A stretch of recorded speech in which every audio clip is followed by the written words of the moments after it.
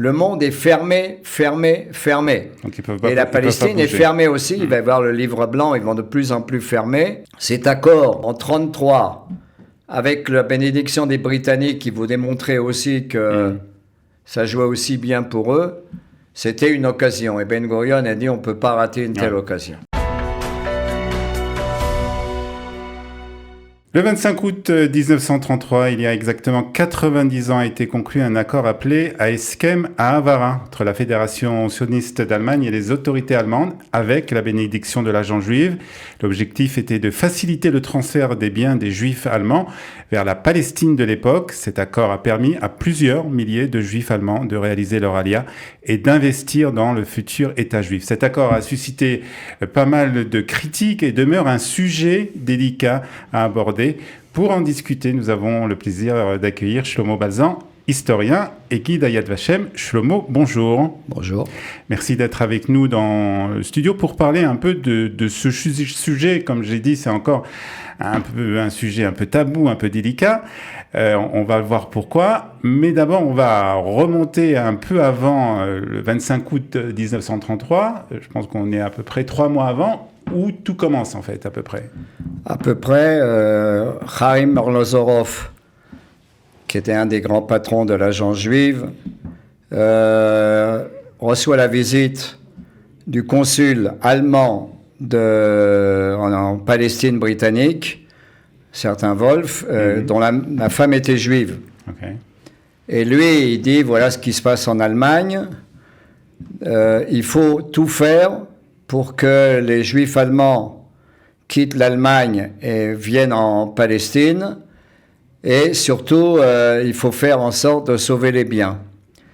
Et un autre copain à eux était M. Sam Cohen, qui était le patron d'une grande compagnie agricole qui s'appelait Anotea, le planteur, et qui était très, très intéressé à recevoir des gens qui viennent d'Allemagne, mais surtout du matériel allemand qui servirait pour l'agriculture, des tracteurs, des choses pour l'irrigation. Et petit à petit, grâce à ce consul, commence à avoir des liens avec des gens du gouvernement allemand en Allemagne. Pas tous étaient nazis. Hitler arrive au pouvoir le 30 janvier 1933. Donc on est quelques mois après l'arrivée d'Hitler au pouvoir. Voilà. Il n'a pas tout mis en place encore. Pas tout est en place. Il y a encore des ministres qui sont, je m'excuse de l'expression, entre guillemets, normaux. Plus ou moins normaux. Notamment von Neurath et d'autres qui s'occupent d'économie et qui, effectivement, commencent à avoir des discussions sur le fait que les Juifs allemands puissent partir en portant une partie de leurs biens. Il faut dire que la communauté juive allemande était une communauté riche à l'époque. Il y en avait beaucoup qui étaient vraiment des millionnaires et qui avaient très très bien réussi dans beaucoup de domaines, ou scientifiques, ou industriels, ou commerciaux. Et il y en avait quelques-uns qui étaient vraiment, quelques milliers, qui étaient vraiment...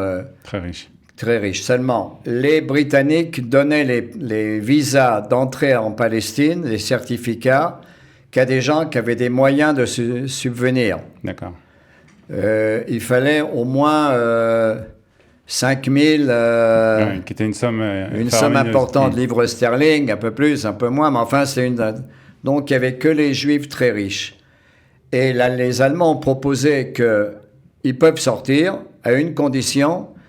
c'est qu'avec l'argent, avec leur propriété, l'argent qu'ils ont, on leur donne à la place de leur argent des bons pour des produits allemands. C'est-à-dire qu'ils ont trouvé aussi leur intérêt quelque part. Alors, les Allemands avaient un certain intérêt parce qu'après la crise des années 20, de l'année 1929, il y avait des crises dans le monde entier, l'Allemagne aussi.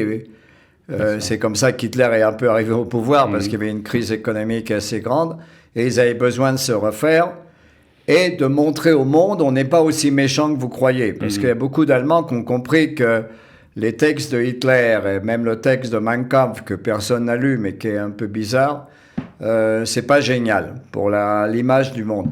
Donc c'était un prétexte pour eux, de gagner de l'argent et d'exporter, de faire montrer au monde, vous voyez, on n'est pas tellement...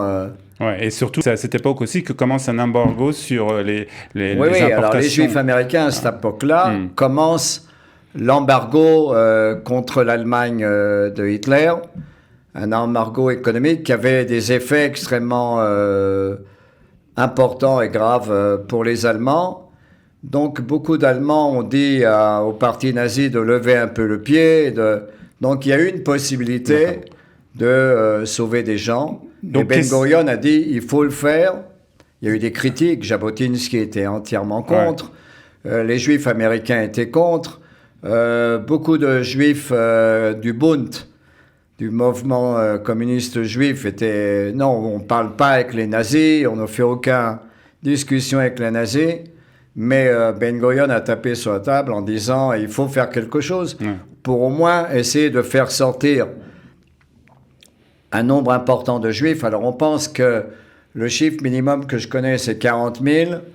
Le chiffre maximum que j'ai entendu de Simi Epstein, c'est à peu près 100 000.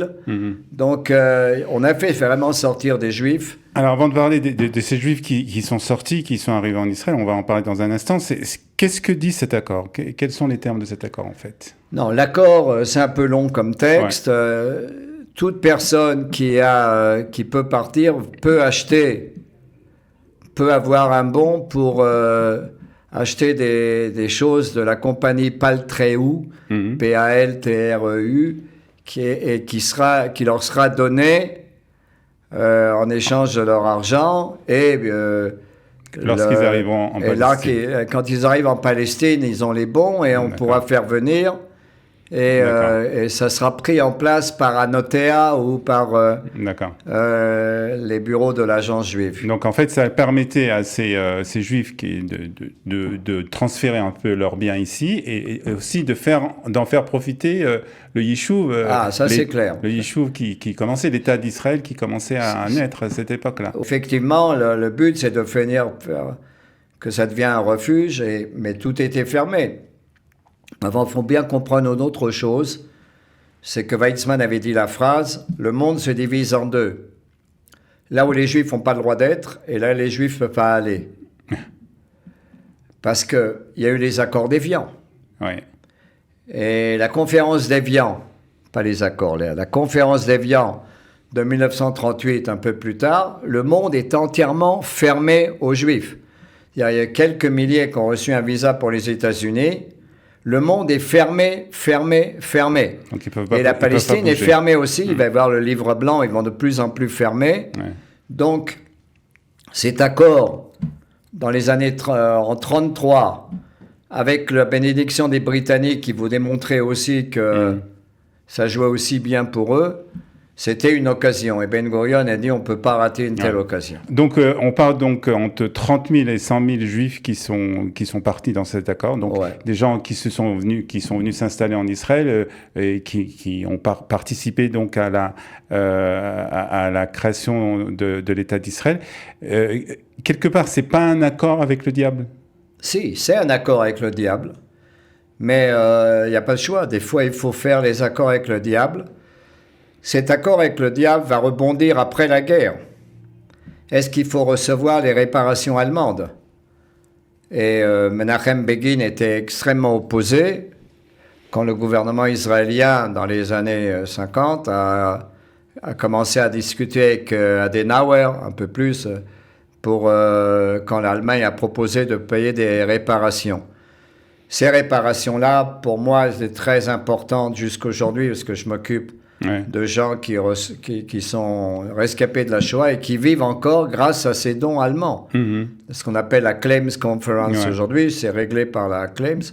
Mais il est clair, et même l'État d'Israël qui commençait à cette époque-là avait besoin également de l'argent allemand, a quand même sorti Israël d'une crise économique assez grave. Donc, ce que vous voulez nous dire, c'est que avec le diable. Ce que vous voulez dire, c'est que des fois, il n'y a pas tellement le choix. Il faut être réaliste et il faut faire avec. Jabotinsky était contre l'accord de transfert en 1933.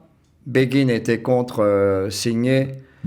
Mais je comprends très bien les arguments. Mais au point de vue de la réalité des choses, il est clair qu'on a fait sortir des Juifs d'Allemagne.